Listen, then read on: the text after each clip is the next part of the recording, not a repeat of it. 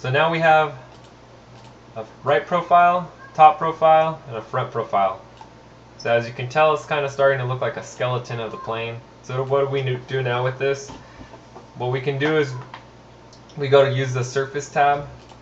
If it's not available, you can click right click and surface tab will come up. You can check it and see it's available now. What we want to do is we want to use this boundary surface. This is the reason why we did the right profile as two different sketches. We want to make this top line one direction boundary, bottom line is going to be the second direction boundary, and then this top profile view is going to be the third dimension boundary. You can see it starts to fill in, but it doesn't take the curve of the shape. So this is where direction 2's come in. We can go ahead and we can click on the lines and it'll add that second boundary, and we can go ahead and click the rest of them. Faster way is just click the sketches in your tree here. So sketch 5, 6, and then 7, and we can click OK. And as you can see, it made a fuselage. So this is only half the fuselage, so what we want to do is we want to mirror this again.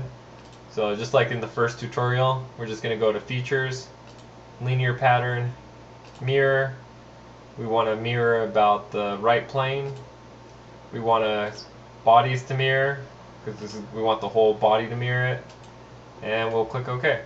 So now we have what somewhat looks like a fuselage.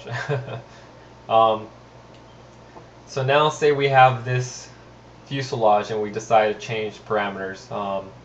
Cockpit looks a little bit funny, this spline looks a little bit funny, so instead of making this curved, we want to make it straight.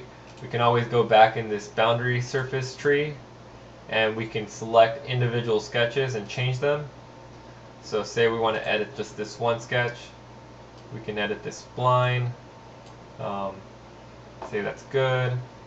Say we want to add a little bit more space in here,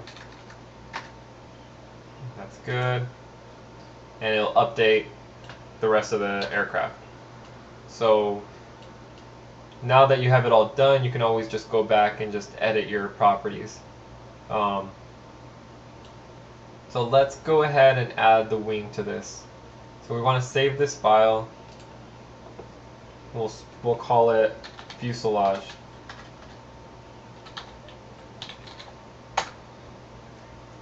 And we want to create a new file. We want to make an assembly. So OK. We want to begin assembly. First thing that comes up, we can either open a document, but for this purpose fuselage is already open, so we can just go ahead and insert fuselage. So there's our fuselage. Now we want to insert our wing, so we can go insert component, we can browse, and we have our wing here. So we open our wing. As you can tell, it's not oriented the right way. So what you do is you just click on mate. You can click on the right plane of the fuselage, and then you want the right plane of the wing. Actually, this would be the front plane of the wing because of the way we did it. So it'll orient it. It's backwards, so you can click reverse on the mate. And oh, there we go. Actually, we want the right plane of the fuselage. So there we go, right plane of the fuselage. So right now it's oriented with the right plane. We can add more mate relations so that we can align it correctly. Say we wanted to align back here somewhere, so we can add some more mates. So we can mate, say where's that? The right plane. So that would be the leading edge of the wing. We can orient that, say, a distance far back. So we'll add a distance. So we want to, we'll go 40 feet back. Oh, that would be outside of our plane. 30 feet back, or 20 feet back, or so on. And then you can also do the same thing for the height.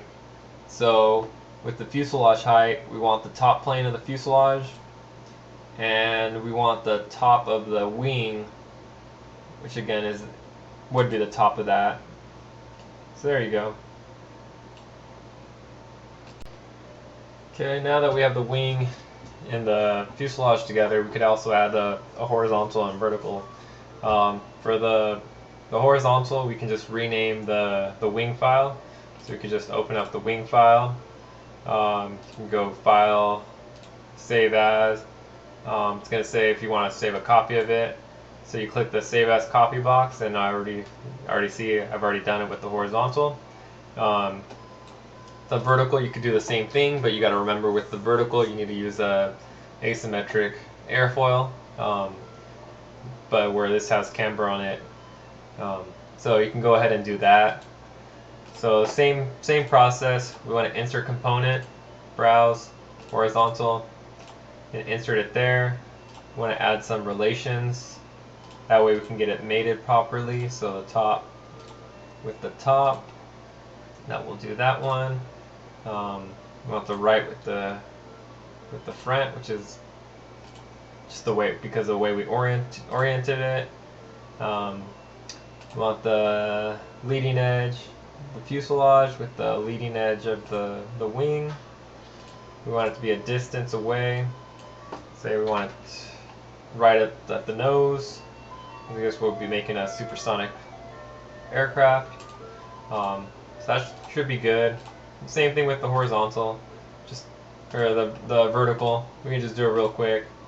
I just used the same one for the purposes of the video. I don't want to make a new one right now. So same thing, top of the fuselage. Just make sure you're using your right mates. So with that, you gotta watch out. Make sure you're aligning with the right planes. It's not too difficult. And then we want the last one, the front, with the front of that. And again, a certain distance away. Oh, wrong way. There we go. So let's stick it back in the back. There we go.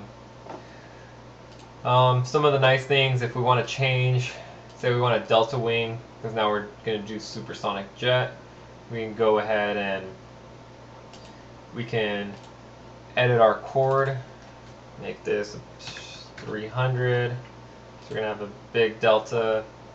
We're going to go ahead, be done with that. We want a sweep here, say of 45. I think 40. I'll go back to our assembly and rebuild it. We're going to want to change the distance, make it smaller, get a better look on this delta wing. Let's try, there we go. So you're using a delta wing with the blended body, horizontal, vertical. You could add more components. You could add your engines, whatever else is needed, landing gear. But there you go. Fuselage using surfaces and boundary surfaces, making your airfoils and your wings, and combining all of them together in an assembly.